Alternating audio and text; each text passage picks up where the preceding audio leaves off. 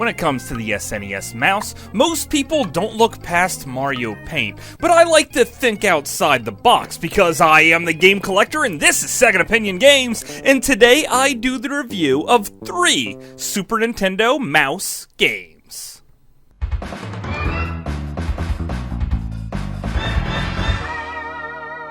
Second Opinion Games. Okay, so here's the Super Nintendo mouse. It is pretty much prone to yellowing with 2 buttons and a spot for your finger on each button, and it uses the roller ball. Now this can be opened up so the ball can be taken out and cleaned, and it is what it is. It's a mouse. The mouse pad itself is slightly grooved and branded with Nintendo and non-slip. Usually came bundled with Mario Paint, but can also be bundled with Mario and Wario, and it's an oversized box because of that previous piece I threw over there. Okay, bye. One thing about the Super Nintendo mouse is that your controls are very limited, so taking a port of an Aerosmith Arcade light gun machine gun game seems to be, well, a somewhat obvious choice. Now you can play it with the standard controller, but if you play it with the mouse, your left button is to fire your machine gun and your right button is to throw CDs, because after all, music is the weapon, and I don't see how you could take that other than just throwing CDs and 8-tracks around like crazy. So how do you pause the game? Well, you'll be doing it a lot by accident.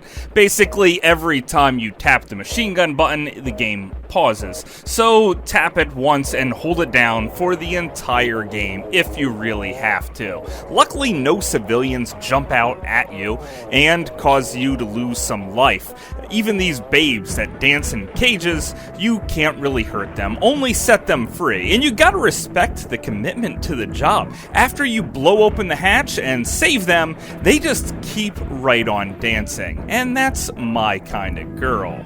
Revolution X has quite a bit going for it, like the music. It's actually quite good. Aerosmith provided their music, and they made it very Super Nintendo-like. Everything sounds very recognizable, but the clips are kinda short. Another thing is the sprite scaling. The Super Nintendo couldn't really do this, but you wouldn't really notice, because it seems to do it quite a bit. I know there's quite a bit of Mode 7 trickery, and even a little bit of sprite movement thing going on. It's kind of complicated, and I'm really not a tech guy, so I can't explain it. But they did make it look pretty darn good. There's also branching paths, and don't worry about missing out on something. Whether you hit left or right, or any other direction, you basically see everything anyway. It's sort of a false choice. The set pieces are kinda cool too. After Aerosmith gets captured, there's a scene where you're in their backstage dressing room and you shoot up everything, including the TV, and then you see a broken TV and Steven Tyler comes out of it and throws the keys at you. I don't understand. Is the TV broken? Is it not broken? Or is Steven Tyler just living inside of the TV? These questions are never really answered. The very next level, you're in a helicopter and you're mowing down innocent civilians in their skyscrapers while also trying to take on a helicopter. I think you're the actual terrorist in this game because I don't see the bad guys blowing out windows and killing tons of innocent people. Overall, most critics think that this is an average or below average game, but I actually like controlling it with the mouse quite a bit more than using a regular controller. You have a bit more precision, and the game is only about $5. So if you have a Super Nintendo mouse, then you owe it to yourself to pick this one up.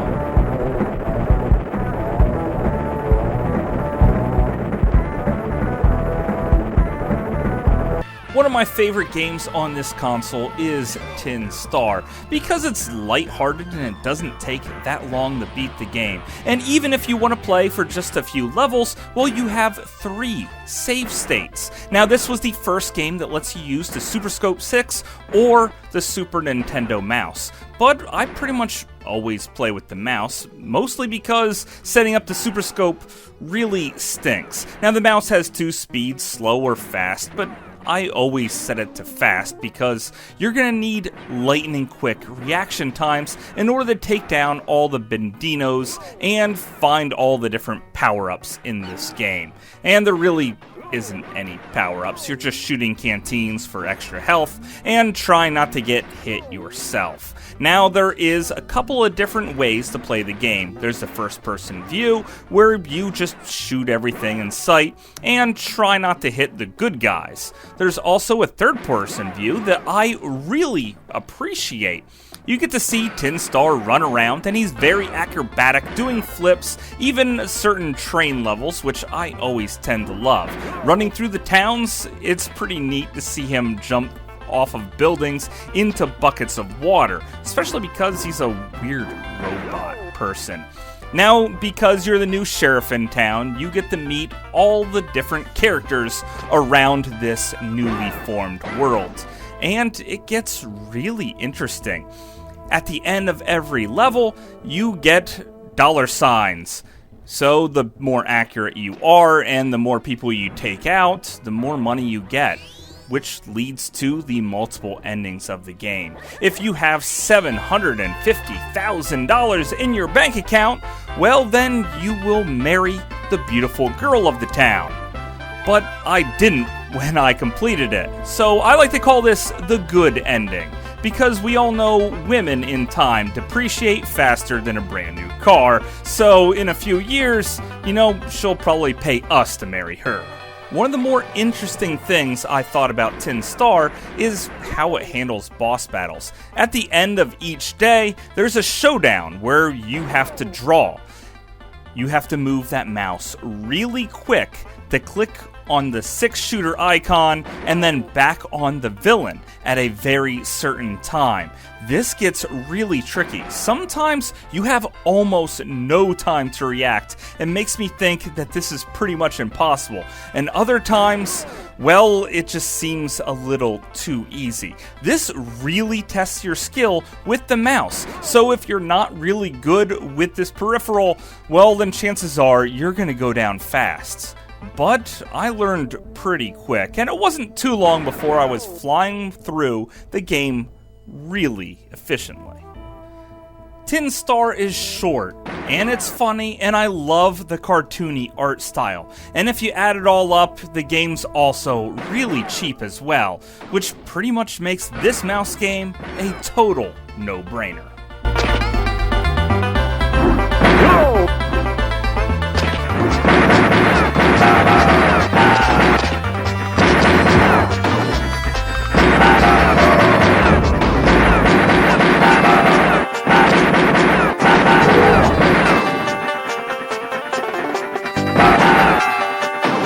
If you're not afraid to import games for your Super Nintendo, well then Mario and Wario is for you. You control a fairy and don't directly control Mario the princess or Yoshi at all. No, you just fly around and turn them around. You see, Wario comes along and shoves a bucket on Mario's head, and rather than just take it off, he just blindly walks in any direction that you kinda let him walk in until eventually he reaches his brother Luigi, who then promptly takes the bucket off of his head because Mario just can't seem to do anything for himself. If you play as Princess Peach, it turns into a barrel, and if you play as Yoshi, well then it's a Yoshi egg. It's kind of weird that he would put his egg on his head, but oh well, it's a Mario game. And I guess it doesn't have to make total sense. Now, with the 3 characters, Mario is your overall average person. Yoshi is the fastest, and sometimes the game just moves a little bit too fast. Now, I would say Princess Peach is the easiest because she's the slowest, but you know, sometimes there are these timed blocks, and she moves so slow that sometimes she just can't make it in time. So, if you really want the best character, just go with Mario. Unfortunately, he is the best one to choose for the game, being, you know, the overall average person. Now the very first level is basically just training mode. It's really easy to navigate Mario to Luigi every single time, and it won't put up too much of a challenge. But one thing Nintendo always does good is they have a terrific learning curve, slowly adding in new elements to this game with every increasing level. Now there are 10 rather large worlds with 10 levels per world, which means there's a freaking 100 levels to this game. And at the end of each of these worlds, you get a boss battle with Wario. It's not really a boss battle. You just smack the crap out of him, hitting him in the only weakness Wario has, his wallet, taking all of his coins. If you get 100 coins, you get an extra life. And in the worlds that you go to, there are stars. If you get all the stars in this world, you also get an extra life. However, you have to keep an eye on the time clock because you only have so much time to complete each mission. And that's pretty much the game. It's one of those puzzle games that have a strict time limit, and just trying to figure out how to get from point A to point B is pretty much your goal.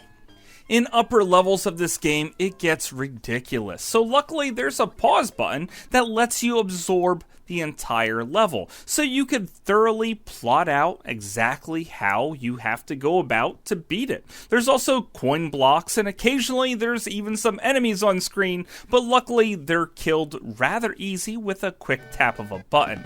Now the roller ball here is your worst enemy, because when the level is scrolling, sometimes you have to move slowly with it, and the precise controls really sometimes don't feel that precise and tend to get in the way. Now this series eventually evolved with the Mario vs. Donkey Kong series, so if you look at Mario vs. Donkey Kong March of the Minis on the Nintendo DS and see a lot of similarities, well, that was no accident.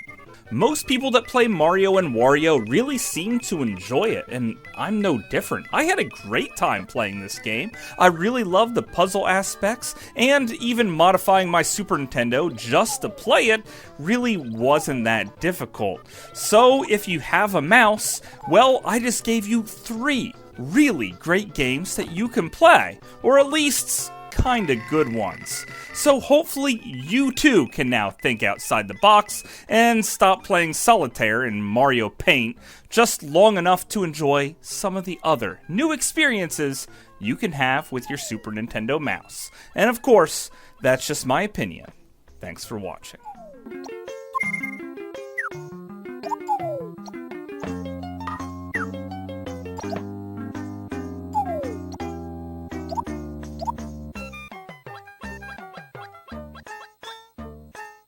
So hopefully you guys enjoyed this video. I had a great time making it, and the Super Nintendo really is one of my favorite consoles of all times, and I love the mouse. So what games do you think are really worth playing for the Super Nintendo mouse, if any? Did I cover all the good ones, or is there more out there? And I do like Mario Paint for making music, and that crazy fly swatter game, and quite frankly, I think that these are the best for the Super Nintendo mouse. But if I forgot any, well, let me know. And until later, I will see you again, guys.